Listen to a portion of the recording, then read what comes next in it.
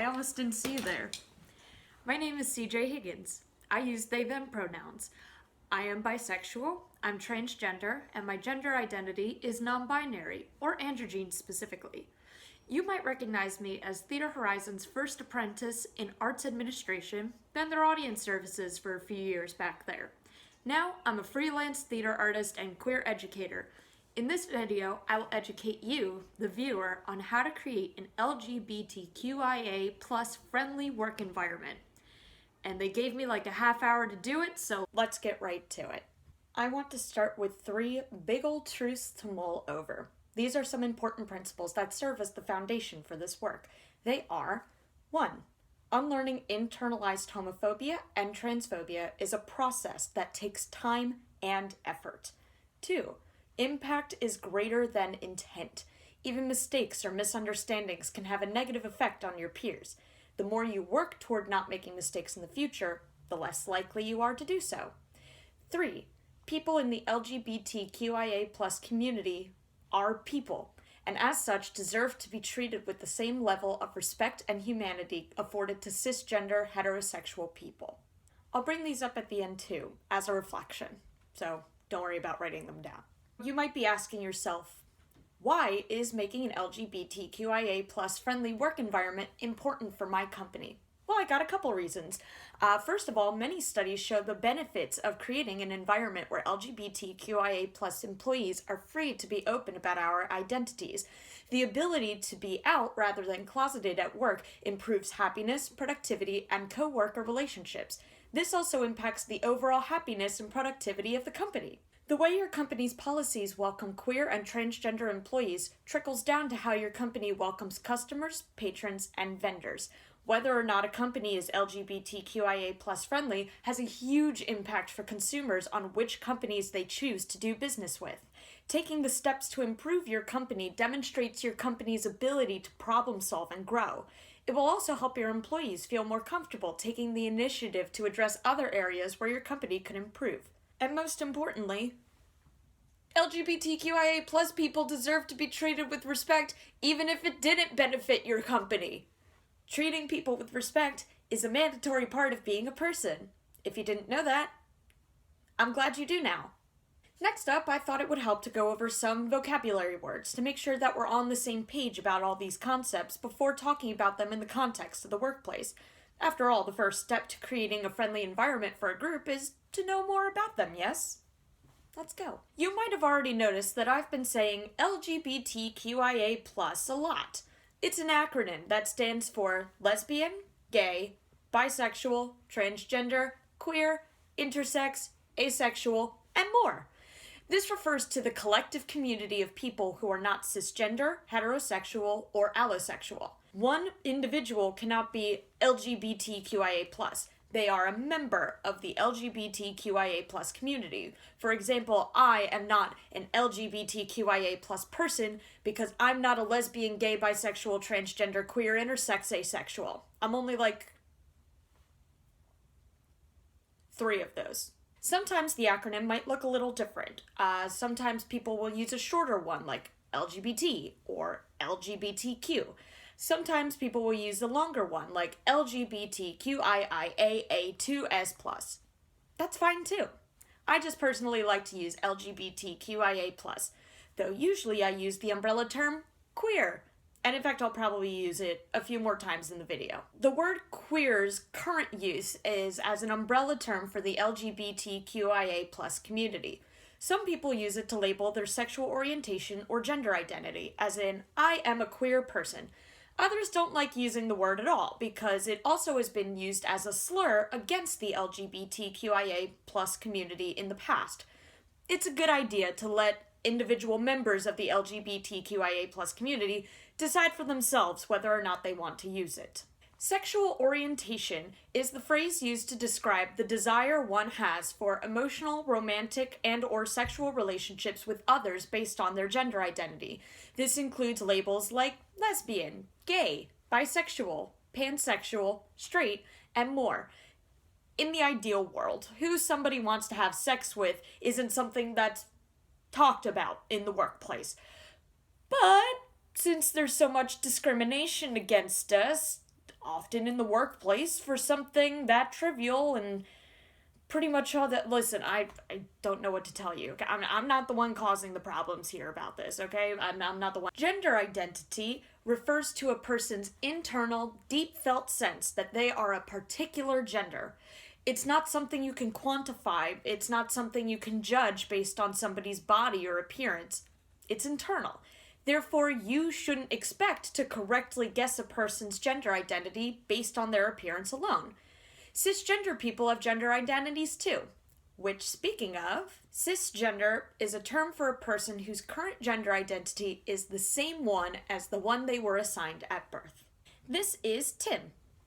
When he was born, doctors told his parents that he was a boy. Tim still identifies as a boy. Well, a man now. So that makes Tim cisgender. Not the part where he's a man and not a boy. That's just growing up and everybody does it. Inversely, transgender is the term for a person whose current gender identity is not the same as the one that they were assigned at birth. When I was born, doctors told my parents that I was a girl. They were wrong. I'm not a girl. And thus, I'm transgender. Non-binary is an umbrella term for people whose gender identity is not entirely male or female. This can include people who are some combination of both. It can include people whose gender has nothing to do with male or female, people who have several or all genders, people who have no gender, and more. It covers a lot of gender identities, including mine. Let's talk pronouns. Grammatically, pronouns are words that can substitute the full name of a noun. These help us avoid redundant sentences like, CJ has been stuck in CJ's home for a while now and CJ is losing CJ's mind. Now we can say, CJ has been stuck in their home for a while now and they are losing their mind. See? Everything's simpler now. Everything's fine. Pronouns went from being a grammar rule we all took for granted to a hot topic in the past few decades because when a person's gender identity changes, their pronouns often change as well. Just like gender identity, you can't always tell someone's pronouns just by looking at them. In fact, an issue many transgender people face in the workplace and beyond is misgendering. This refers to when a person refers to another person using vocabulary, including pronouns, that does not match said person's gender identity. If, for example, someone uses she, her pronouns for me, or calls me ma'am, lady, things like that, that's misgendering. It's bad to do. Another bad thing to do is dead name. This term refers both to the birth name of a transgender person, which they no longer use to identify themselves, and the action of dead naming someone, or using their birth name when they no longer use that name for themselves. There are instances where an employee's dead name might have to be used, like if they have not legally changed their name and they have to fill out tax information. If that's the case, this paperwork should be kept strictly confidential, and whoever handles it should never, ever use that information to reveal the employee's dead name to others.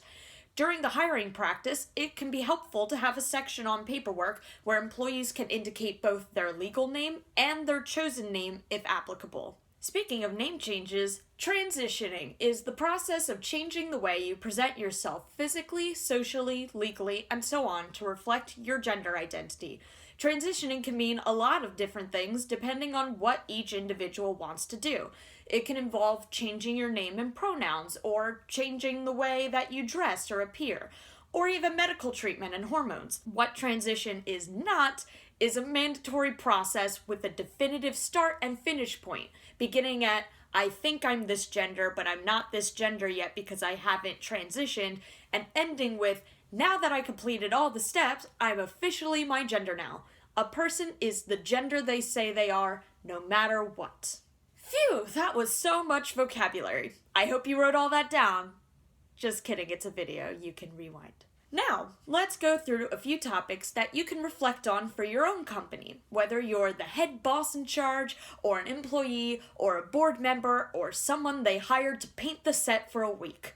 By the end of this, hopefully you'll walk away with some steps that you can take beginning today to make your company more LGBTQIA+ friendly. So ask yourself, Does my company have an official written policy regarding LGBTQIA plus rights in the workplace? I'm going to spend a good amount of time on this subject because I think it's something that is both really, really important and too often ignored, particularly in smaller companies without HR departments. First off, let me clear up one misconception that I see far too often. Don't be a jerk policies don't work. Many smaller companies have what are called don't be a jerk policies. Well, they're usually called something that includes a curse word, but Theater Horizon asked me not to cuss for the video. Don't be a jerk policies are workplace harassment policies that are simply boiled down to the sentiment, don't be a jerk. Sounds simple, right? We should just not be jerks. The problem is that being a jerk is a subjective, vague idea that varies from person to person. Someone could genuinely think that they're doing the right thing by telling a coworker that she's not really a lesbian, she just hasn't found the right man yet. Without specific policies to detail what being a jerk means, LGBTQIA plus people are often dismissed when we try to bring up specific concerns about the way we're being treated. Because they weren't really being a jerk, right? They didn't mean it. They're not a jerk. Why would you accuse them of being a jerk? Right? So, the best way to keep everyone working for your company safe is to have specific, detailed language regarding the kind of behavior your company will not tolerate and how that behavior will be handled if demonstrated. Essentially, a guide for what it means to not be a jerk. Fortunately, there's a lot of resources online for creating the perfect policy for your company. The Transgender Law Center, for example, has a model transgender employment policy that I'm going to reference here because I think it's really thorough. Their sample includes purpose, an overarching statement that your company does not tolerate discrimination on the basis of sexual orientation or gender identity and expression. Definitions. Remember when we had that vocab lesson earlier? Definitions help to make sure everyone reading the policy understands the terminology being used. And then it gets even more specific with policies on privacy. The employee in question is the final authority on what information regarding their identity is given to whom in the company. Official records. How documents pertaining to the employee reflect their identity. For instance, where their legal name is required versus where their chosen name can be used. Names and pronouns, stating that an individual has the right to be referred to by their chosen name and pronoun without further proof. Restroom and locker room accessibility.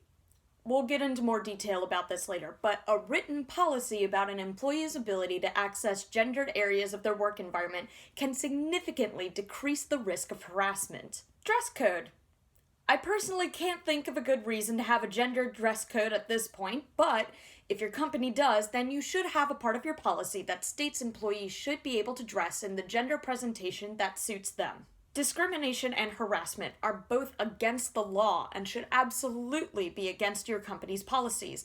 This section can detail consequences for harassment or discrimination against an employee on the basis of sexual orientation, gender identity, and/or gender expression. Health insurance benefits. The Transgender Law Center believes that a company should only adopt health insurance policies and contracts that include coverage for transition-related care and queer employees. I don't disagree with them. Another helpful section of your company's policies can include a workplace transition plan. This is a plan that management creates with newly out transgender employees about when and how they intend to be open about their gender identity in the workplace environment, or their workplace transition. As someone who came out as non-binary while employed at Theater Horizon, it was really helpful for me to come up with this plan with my manager. Having it written in your policies can help employees feel confident and welcome to begin that process. It'd be helpful to map out in this section steps for before the workplace transition. A meeting should take place between the transgender employee and a company-selected first point of contact, be it someone in HR or a manager, to plan out the logistics of their workplace transition, including discussion of the date of workplace transition, what ways company members should be notified, any training that needs to be given to employees, and updating the transitioning employees' official records. Once you have that all planned out, you can hold a company meeting to announce transition. This is a meeting where company members are informed that an employee's gender identity is different than before. This meeting should include the transitioning employee, should they wish, the employee's supervisor, the employee's coworkers, and any other team members able to attend. In person is best. If the transitioning employee wants, literature can also be distributed or available as an educational tool. This meeting should emphasize management's support of the transition, review the applicable company policies, and use the transitioning employee's correct name and pronouns throughout. On the transition date, much like a new employee, all official documentation for the employee should be updated and ready to go. So, you have your company's written policy all set. You're all ready to be an LGBTQIA plus friendly workplace, right? Well, you've taken a great first step, but writing it on paper is different than actually practicing it. So, ask yourself, what in our hiring practices might be preventing LGBTQIA plus folks from applying? There are parts of the hiring process, the very beginning of bringing in new people, that might actually be driving potential candidates away. Some common concerns to look out for include the language in job postings. Does the job posting have entirely binary language, like he or she, man or woman, male or female? Then you're going to miss out on non-binary applicants, and even some binary transgender applicants who are concerned about being misgendered. Does your job posting use incorrect terminology? Like, did you use the word gender fluid when you meant gender blind? Because those are different. Did you ask for female or non-binary applicants when you were really looking for people assigned female at birth? Did you use the word transgendered as if transgender was a verb that someone could have done in the past tense? It would be an entirely separate job for a person to unpack all of that. Is it missing language about your company's commitment to equality and diversity? Even a one-sentence statement that you're looking for applicants of all gender identities can make a huge impact. Another potential area of concern is online applications. Many forms have a section to indicate an applicant's gender. Many of these mess that up. I've seen forms that say male or female as the only two options, or male, female, or transgender, which implies, for instance, that a transgender man is different from a man. I see a lot of forms that have an other option, as in male, female, or other, and that's fine, but it can be a little bit general.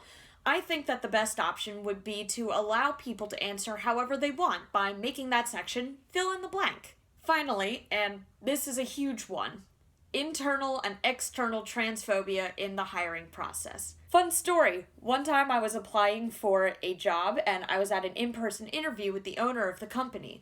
This job heavily relied on interaction with customers, so I asked him if the company had policies regarding protection of non-binary employees, particularly if there was an ability to let patrons know I use they, them pronouns so I wouldn't get misgendered. He then stared at me blankly for a little bit and said, "Well, I don't know what that means." So I had to, during a job interview, spend time explaining my non-binary gender identity, as well as the entire concept of they, them pronouns. He then told me that he was nervous my identity would confuse children, that he had no other employees who used they, them pronouns, which, by the way, I personally knew to be untrue, and then he said that he understood what it felt like to have to explain things to people because his son has celiac disease.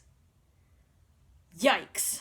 Unfortunately, experiencing transphobia, misgendering, dead naming, homophobia, you name it, in pre, during, or post-interview correspondence is not uncommon. It doesn't always go as extreme as having my gender identity compared to a medical condition, but I have been through a lot of weird moments like that in an interview or an audition room, and I'm not alone. It can also get really uncomfortable when the interviewer makes a mistake like that, then doesn't correct it, leaving the interviewee to either correct it and risk losing that potential job, or leaving it unchecked and setting a dangerous precedent should they be hired. This section got a bit into the bummer zone, and it's hard to see a definite action item besides don't have internalized prejudices that bleed into all aspects of life. But I tell you all of it because some people might not even be aware how soon queer people face obstacles in the workplace. Every single part of the workplace is important to make LGBTQIA plus friendly, and that includes your potential employees as well as your current staff. Yes, creating a queer-friendly workplace goes everywhere, including, is my company's building accommodating gender diversity? To be blunt. Can I pee here? It's kind of silly to talk about the bathroom, but bathrooms are the most common gendered parts of many buildings. And unfortunately, this makes them a huge target for transgender people to be harassed in. A survey conducted by the National Center for Transgender Equality found that almost 60% of transgender Americans have avoided using public restrooms for fear of being assaulted and harassed. And if you want to be really bummed out, go look up further statistics on why those fears are really valid to have. Gendered bathrooms also present issues for non-binary people like myself, who more often than not are forced to choose between two bathrooms for genders we are not, and subject to confrontation if we don't look enough like the one we selected. In the world of being a non-binary performer, I have been to many auditions that specifically asked for non-binary performers to audition, but only had restrooms labeled male or female. They want to put me on stage, but they haven't considered an incredibly basic need of mine. The solution here might be simpler than you think. Just put a different sign up. Specifically signage that indicates all genders are welcome into the restroom. If you want, you can indicate on the signage if the restroom has urinals or stalls, like how you'd indicate its ADA accessibility. Bathroom signs are really easy to buy online, and they're not expensive, though paper signs will do in a pinch. What you shouldn't do is have signs in front of gendered bathrooms that just say to use the bathroom that best fits your gender identity. Because what is a non-binary person supposed to do with that information? Also, don't pick signs that have, mythical creatures on them and say, whatever, yes, they exist, and yes, they're really, really condescending. Whatever you do, do not force a transgender employee or customer to use a single-stall bathroom instead of using the bathroom that corresponds to their gender identity. You can inform them that that's an option should they need it, but they should never feel forced to use it. We've talked a lot about areas that are more management focused, and I'm sure that there are viewers who don't have as much say in how the company is run as a manager. After suggesting changes, you're not sure what else you can do. So the next few I'll go over can apply to anyone in the company and focuses primarily on social interactions. How do I and my fellow staff handle LGBTQIA+ identity socially? Let's take a moment to ask ourselves some questions. You don't have to answer them out loud, but just reflect on them, as honestly as you can. If someone makes a homophobic or transphobic comment around you, even as a joke, are you correcting them, or do you just let it slide? Are you assuming that everyone you work with is cisgender and heterosexual, and any queer people are the exception to that rule? If your coworker or employee tells you that they face discrimination from a coworker or a patron, do you take the proper steps to ensure that the issue is handled, or do you dismiss it, say something like, oh, that stinks, and then drop it? Are you effectively communicating to your queer coworker or employee that their negative experiences are being taken seriously? If the answer for any of these questions makes you feel uncomfortable or guilty, congratulations. You're taking a big step in the right direction. Unlearning systemic oppression and its byproducts of compulsive internalized normalization of things that aren't actually okay is a process. It takes work. Don't hold yourself to the standard of getting it perfect every single time, or you're just gonna be frustrated and give up when it doesn't work. You can only keep doing the next best thing. Wait, did I learn something from Frozen 2? Oh no, I have to move on before anybody finds out about this. This is gonna ruin my reputation. Am I treating my LGBTQIA+ coworkers or employees differently? A very understandable trend I see among people learning to create LGBTQIA-friendly environments is that they fear going in the other direction. What if I'm treating someone differently because they're gay? Since the word differently covers a couple of concerns that cisgender and/or heterosexual people may have, I'm gonna approach this from a few different angles. There are those who believe that specific policies in place relating to marginalized communities, including the LGBTQIA+ community, are special accommodations and privileges being afforded to us, treating us differently than our cisgender and/or heterosexual coworkers. That's not the case. Specific policies are a direct response to the different challenges we as queer people face as a result of systemic oppression, a guard against bigotry that we experience on a daily basis. They're not bonuses we get.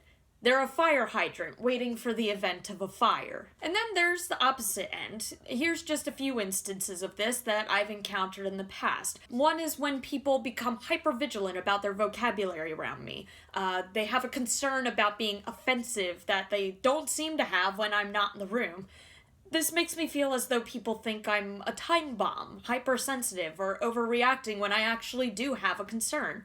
It's honestly better to just talk to us like we're people. And if there's a point where we disagree with each other, then we can talk about that too. Another is that people tend to treat me and other members of the queer community as if we're heroes simply for existing.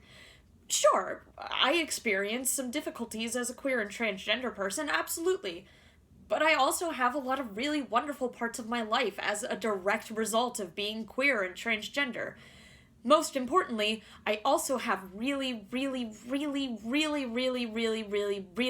boring parts of my life. People tend to assume that queer people are always ready to answer questions about our identity. Yes, I specifically am a queer educator, in addition to being a freelance artist, but much like my acting, I expect some level of compensation if I'm acting as an educator. In fact, I'm getting paid for this video. People in the LGBTQIA+ community are not all educators, yet we are often questioned as if we know everything about every queer issue. And many times it can feel like if we don't answer a question perfectly, our identity and community members become invalidated. Making people prove ourselves in conversation is not a fair standard to hold us to. So what do you do about all this? I have an unrelated personal rule that will wrap back around to the subject soon enough. That rule is never ask a person about their pregnancy. Primarily, this serves to avoid assuming that someone is pregnant when they're not, a very common faux pas. But secondly, it allows pregnant people the space to talk about their own experience as much or as little as they want. If a pregnant person answers my "how are you" with "I'm so stressed because of this part of my pregnancy," then I know they're interested in talking about it. If not, I don't force them to talk about how it's going for what it has to be the umpteenth time that week. Likewise, the best thing you could do for your queer coworkers is just let us talk about our experiences, be they positive, negative, or otherwise, when we want to. If we don't bring it up, we're probably not interested in steering the conversation in that direction. But if we do, great. Just take the time to listen. And now for a kind of tricky subject. What do I do if I mess up? Imagine this scenario. You're chatting with your new coworker, and she mentions in passing that she's married. You ask her, "Oh, what's your husband's name?" She says, "Actually, my wife. I'm married to a woman." What do?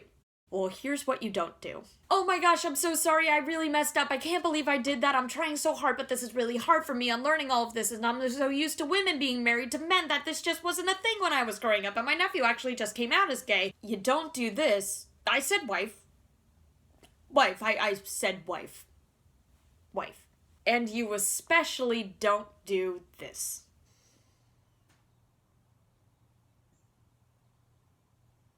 Everybody makes mistakes. It doesn't feel great, but they happen. It's like accidentally stepping on someone's foot.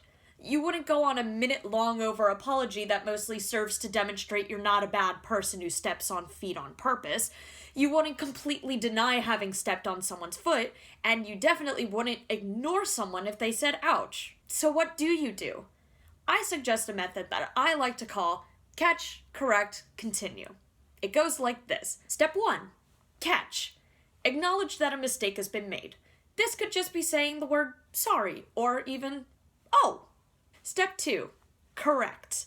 Vocally state what you should have said instead. Step 3. Continue. Move on. Seriously. Most of the time, unless it's a really bad mistake, I just want to move on. Not every foot-stepping incident requires a hospital visit, you know? And most of the time, there's not much more you could reasonably contribute to the moment that wouldn't feel as though you're begging your coworker to validate that you are in fact a good person. So let's check out what this looks like for the scenario I mentioned. "Oh, what's your husband's name?" "Actually, my wife. I'm married to a woman." "Oh, sorry. What's your wife's name?" "Carolyn." "How long have you and Carolyn been married?" And while she's regaling you with the tale of how she and Carolyn met as competitors in an intense underwater basket weaving competition, make a little mental note for yourself that if you want to know about someone's marriage in the future, you should probably ask what their spouse's name is. How easy was that? If the mistake you made is really big, and you'll know it when you see it, or you keep making mistakes like this, it might be a good time for a mediated discussion with your company's HR department, or to do some more personal work to educate yourself. Which, speaking of, does my company take initiative to learn about and support people in the LGBTQIA+ community? There may be some people watching this who are thinking, wow, these are all really great ideas. I'm so excited to implement them when there's a member of the LGBTQIA+ community in my workplace. Well, I like your attitude, but let me offer this. Start this process before hiring a queer person. There's a few reasons it's better to start off sooner than later. For starters, it gives you and your employees time to get used to the concept, so you're less likely to make mistakes in the future. We all know practice makes perfect, so give yourselves time to practice. And this is a big one that a lot of people don't realize. You might have someone working for you already who is queer but hasn't felt comfortable coming out yet. In fact, a study done by the Human Rights Campaign Foundation stated that 46% of LGBTQIA+ employees remain closeted in the workplace. 46%! As I mentioned earlier in the video, taking the initiative to improve your workplace is only an advantage for your company, and even the small steps count. Here's a few ones I can think of that are pretty easy fixes. Address a group of people, whether they're your coworkers or customers, with gender-neutral greetings. Instead of ladies and gentlemen, try friends, folks, esteemed patrons, or one that isn't actually helpful but is fun to me. Excuse me, fives, a 10 is speaking. Avoid using sir or ma'am when addressing customers or patrons. I've been working in customer service for years now, and have found that there's not a situation that couldn't be solved by just saying, excuse me. Encourage company members to include their pronouns in email signatures, name tags, like this, introductions to new people, or whatever makes sense for your company's structure. Do bear in mind that there may be people who don't feel comfortable doing so, in particular people who are still figuring out their gender identity and don't know what their pronouns are yet. These policies should never be mandatory, though if a person is refusing to do them because they don't take gender inclusion seriously or they have misconceptions about it, that's worth addressing. I said this before, but change the signage for your bathrooms. It's so important and so easy to do. There's a bunch of different options for making bathrooms and their signage gender neutral. Try using they, them pronouns for people, including customers, whose gender identity you don't know. It helps you practice they, them pronouns, something I personally feel like everyone could stand to practice a little bit more, and helps you avoid misgendering your beloved patrons. If a company event has a +1 policy, consider that some people have more than one partner. Try to keep the policy as lenient as possible, and let guests know that they can ask if they want more than one of their partners there. If you're looking for more tips, you can educate yourself on LGBTQIA topics outside of work. Especially be on the lookout for educational tools that were specifically created by members of the LGBTQIA+ community. There's books, websites, and even podcasts dedicated to these subjects being created by queer creators. So we've reached the end of the video. I just threw a lot of information at you, and needing time to process all of that is absolutely acceptable. Let's take a moment to reflect back on our big old truths to mull over. 1. Unlearning internalized homophobia, transphobia, and cisnormativity is a process that takes time and effort. 2. Impact is greater than intent. Even mistakes or misunderstandings can have a negative effect on your peers. The more you work toward not making mistakes in the future, the less likely you are to do so. 3. People in the LGBTQIA+ community are people, and as such deserve to be treated with the same level of respect and humanity afforded to cisgender heterosexual people. At the heart of every step you take to create an LGBTQIA+ friendly environment, remember those truths. This will take work. This will take understanding. This will take empathy. And these are all traits that, no matter what your gender identity or sexual orientation, every single person is capable of, including you. Now get to it!